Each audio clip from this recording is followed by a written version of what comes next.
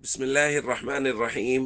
عن عمر بن الخطاب رضي الله تعالى عنه قال قال رسول الله صلى الله تعالى عليه وسلم: ما من مسلم يتوضأ فيحسن الوضوء ثم يقول: أشهد أن لا إله إلا الله وأشهد أن محمدا عبده ورسوله إلا فتحت له 8 أبواب الجنة يدخل من أيها شاء.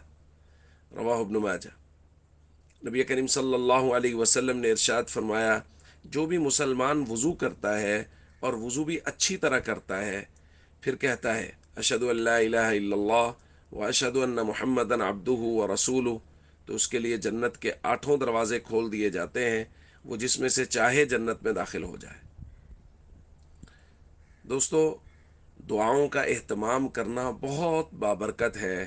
آپ غور کیجئے، نبی کریم صلی اللہ علیہ وسلم فرما رہے ہیں جو شخص اچھی طرح وضو کرے، یہاں بھی دیکھیے فیحسن الوضو ہے، اچھی طرح وضو کرے اور اس کے بعد یہ دعا پڑھ لے۔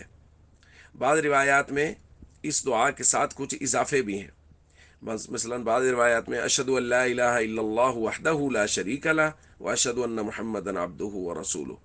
تو حضور علیہ الصلوۃ والسلام فرما رہے ہیں کہ اس دعا کی برکت یہ ہے کہ جنت کے 8 دروازے اللہ رب العزت اس کے لیے کھول دیتے ہیں اور وہ جس میں سے چاہے جنت میں داخل ہو جائے۔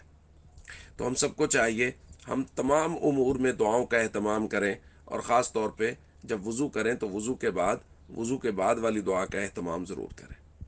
السلام علیکم ورحمۃ اللہ وبرکاتہ۔